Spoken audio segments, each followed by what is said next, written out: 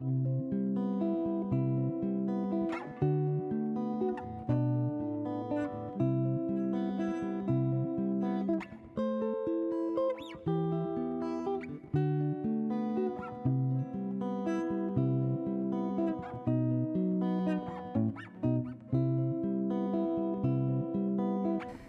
and welcome to Epiphanies.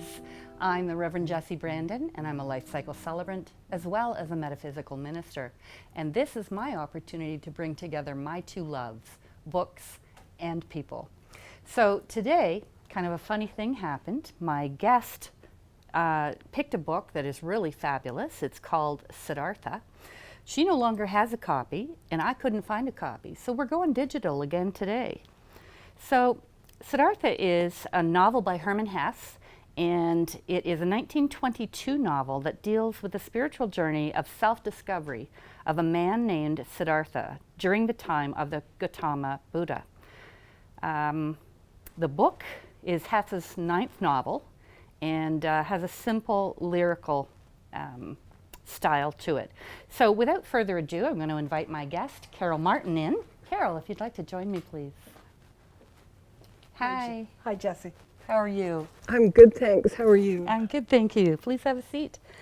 And while we're making a cup of tea and reading the bio, you get yourself a cup of tea, and we'll have you settle in and join us.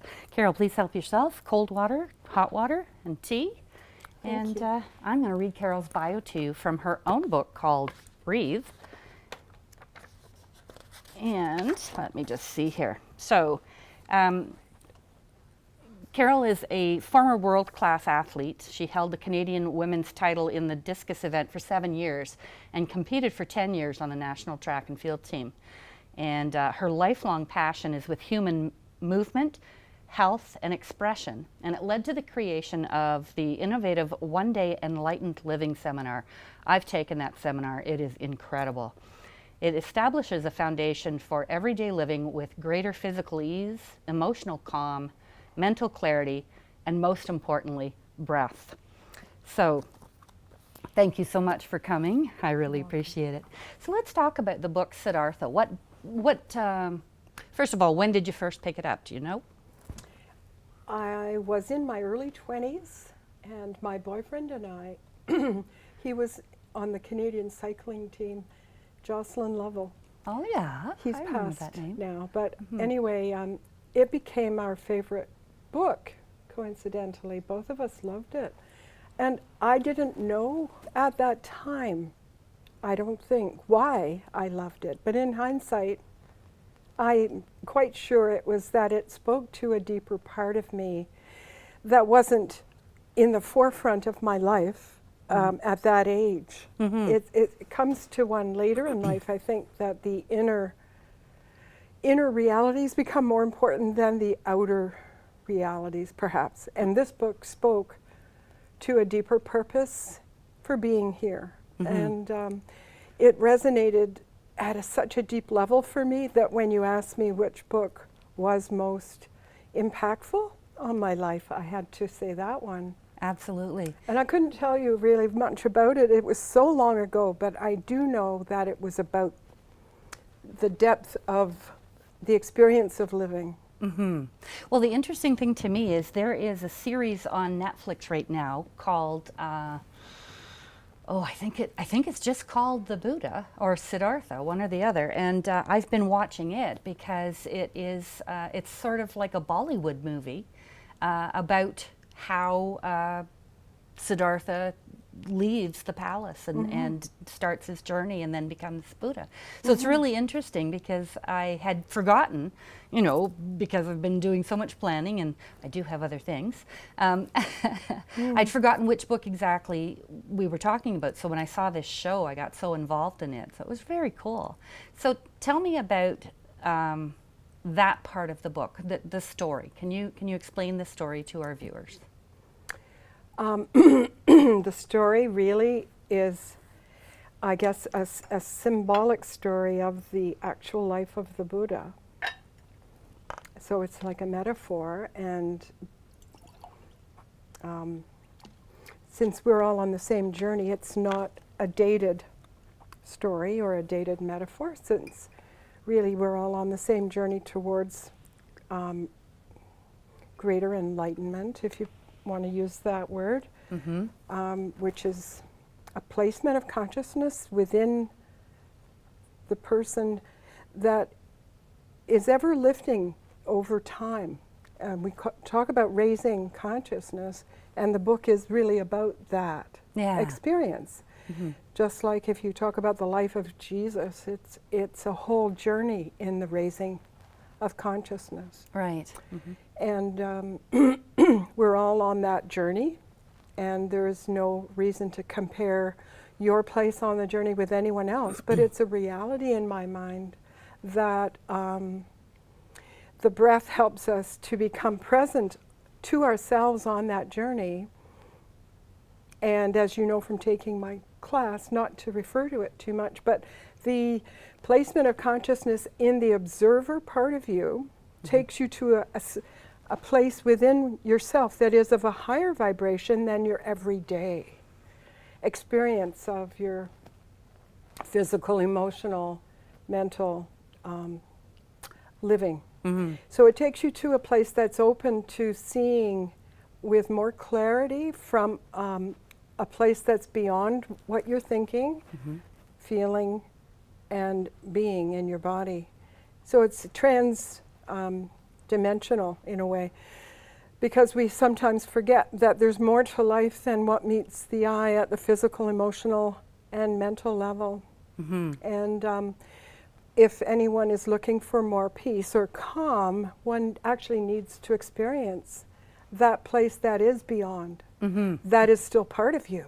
Yes. So it's not about leaving yourself, it's about returning more to yourself. And that's why Siddhartha spoke to me, I think. That book talks about returning constantly to that deeper place within. Sorry, you just looked like you were going to say something else, and I didn't want to interrupt you. In coming for this little talk with you, what has constantly been playing in my mind is the older as time has passed, I'm not going to say how old I am, but as time has passed, it does not clearly matter what I know. And it used to be important at some stages of, oh, I know this now, and oh, I know that, and oh, I could share that. And even in writing the book, I think there was a certain element of, I know these things, I must share these things that I know. And yet, it's not what we know, but what we can be based on what we know. That is the challenge, the work, and that won't. That's not going to change too much, I don't think. And it's so humbling to realize that as we get older, it isn't so much what we know, but how much of that knowledge can we be? How much can we embody? And that is truly where our challenges lie. Absolutely. I know that since I've taken the course, I constantly catch myself not walking the way you taught us. But I certainly know that the breath, that calms me down every time. And certainly in this show, it has helped me so much. Because as I'm listening to my guests, I remember to just, kind of tuck back a bit and take that deep breath and just calmly breathe and be in myself. And in the present. Absolutely. Because if you're in this moment, I can listen to what you say and think about how it relates to me and how I want to answer back to you. But it's not like I'm planning my conversation. It's a totally different thing. It's really very interesting. I find it's about you're creating space for yourself when you do that. And I feel that. And I know you're creating space for me too. And that is such a gift. When, you want to give someone something, if you give them space, they feel that acceptance that you're expressing by doing that, I think. Yeah, you say it so eloquently that all I can say is that I can feel the difference in my breathing, and I can feel the difference in the energy between us. But you just have such a beautiful way of saying it. Thank you. So tell me more about the book. Did it cause you to go in a particular path, or did it cause you to hearken back to it over your life? Do you find when you look back at your life, there are definite milestones that are either books or people or experiences that are unforgettable? Yes, very much That so. never pale Yes. with time? Mm-hmm. I think I discovered that about life at some point, that those times were important. Those people, those books, those experiences were significant. And so it impacted my life because I knew it was important and significant. I didn't expect anything particular because of reading the book, but it helped me to, I think, trust in my feelings to lead me, that there was truth in when you feel connected to something or passionate about something, then that's important. It can't be separated into, well, this is the logical thing for me to do, never mind what I feel, or if I have a passion for it. To me, life was always more about that. And so the book was one of those experiences. It was a very powerful book. Yes. Oh, And that's it was, very cool. yeah. Very good. Very important. Well, I'm going to stop you there for a minute. We're going to take a quick break. We're talking to Carol Martin about Siddhartha. So don't go too far from your TV, but maybe heat up your tea and kick off your shoes. Come on back. We'll see you in just a minute.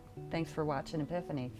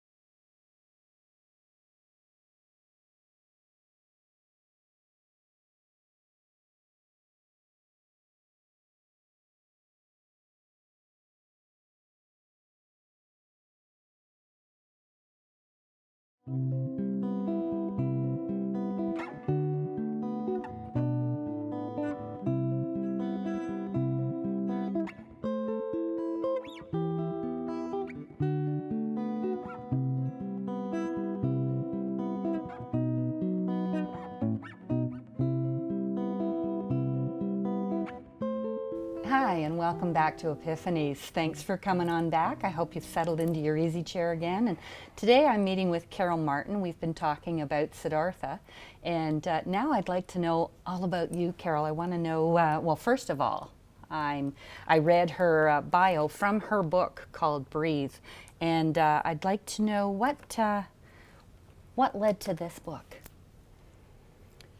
One day, back in around the year 2000 or so, I was noticing in my clinic practice where I work one-on-one doing body work with people as a registered therapist. I use about 5 modalities, but I was noticing that when someone's breathing naturally and deeply, without any force, I could do about 50% more for them. And it really was so clear after, I noticed it over and over again. So I decided I must teach a little class to help my clients learn to free up their breathing so they could get more from their treatment. Because 50% more is a lot. It's significant, yeah. It is. It was a big deal for me. Again, one of those epiphanies that you really need to understand why. I had to know why. And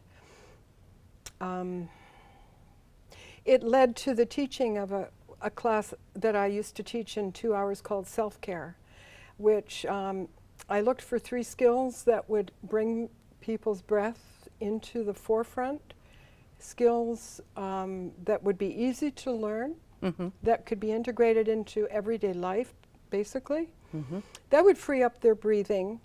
And over time, it turned out, because now it's 17 years later, and I'm still teaching this class, only it needs to be taught over longer than 2 hours to stick to people's ribs, because you don't change something as basic as how you breathe overnight. No, that's true. And I've discovered so much by teaching this class, to the point that every time I tried to meditate, what would come through was more elaboration, elucidation about these 3 skills and about breath. And so eventually there was so much writing that I felt like maybe there was a book to write. Yeah.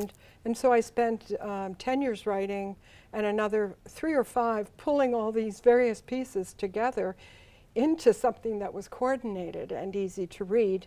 And I worked very long and hard, and I've always written, so I am a writer at heart. Yes. This was fun for Yeah. me in a way. Editing is like second nature to me. I enjoy it. I should be an editor. Yeah. Because I get so much pleasure out of the language and so on. Yeah. But the skills, I wanted something physical, something emotional, something mental, because my grounding is in energy work, and the big deal is not divorcing yourself from your personality for healing to occur. And energy work is probably one of the finest methods of facilitating healing that you can get, because it works with the whole person. Absolutely. So energy work has never gotten old for me, and I feel very privileged to have been able to learn it at the kind of work I do, and I feel so lucky. Yeah. And it is it is a big education, and so I couldn't ignore my education in understanding how people are made, how healing really happens, and realizing that, healing happens within someone, not because you're with a good healer. Right. A good healer simply can accelerate or facilitate a process that happens within you. Right. And the effectiveness of a healer, which is leading into your question, Yeah. I haven't forgotten it. It's just a long answer. Yep. That's okay. I'm The- fascinated. Keep going.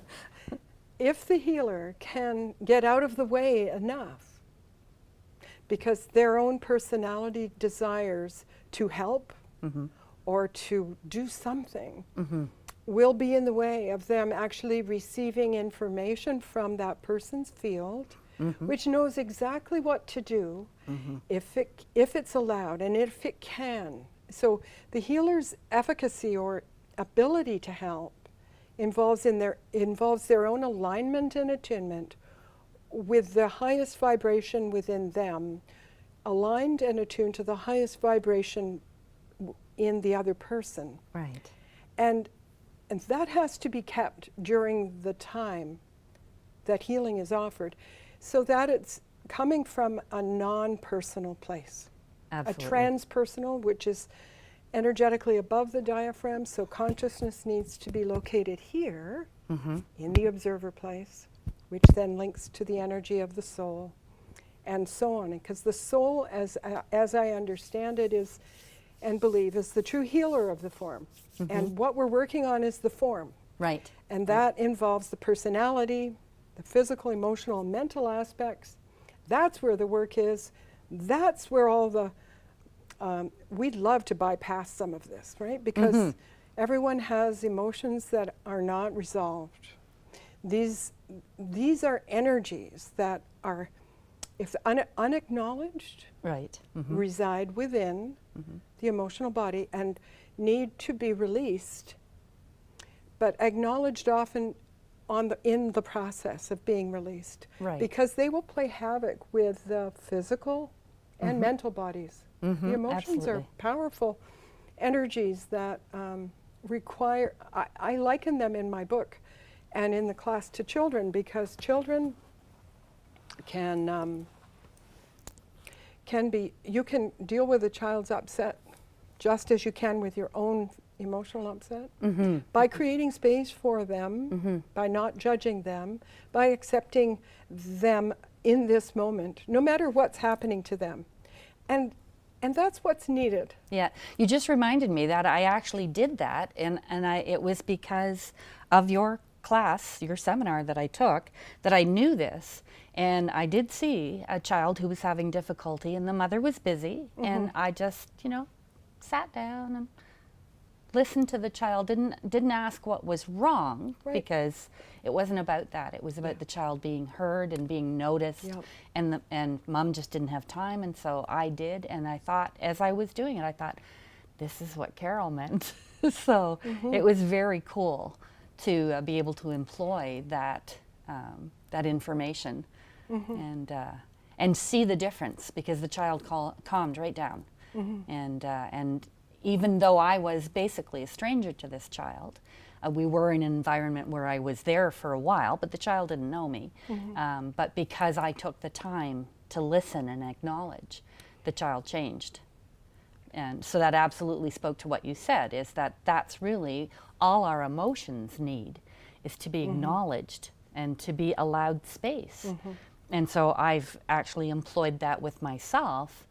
When there's been things that upset me, I no longer push it aside or tell myself I'm being, I'm being rude or impatient or silly or whatever. I just say, yeah, that's how I feel. That's it. And it doesn't matter why I feel it or what anybody else thinks of how I feel, because what that then does for me is it keeps it right here in my space. Because Lord knows I've done it, and I've seen others do it, where if we're angry about something and we don't deal with it, it starts coming out sideways, and it starts hitting the wrong targets, and that isn't healthy. It isn't, and it isn't good for your soul, because you just end up shaming yourself and feeling guilty about not handling things, which to me is the whole reason we're here, is to experience all of that and to learn how to handle it from, as you say, an aligned place. And the average person has such a lot of difficulty just being present in the moment. So as much as I'd love to go and move on to something else maybe to teach, this is the work. This is, like we're nailing it on the head with 3 different skills that I see more of a need as time goes on, not less. Because everything is sped up, people are busier, people have more trouble creating space for themselves, time for themselves. Yeah. There's so much discord in the world that's now, of course, in our faces, thanks to technology. That just being able to create some equilibrium in your own personal life today, I can't see it. It's at the forefront for me in when I look around.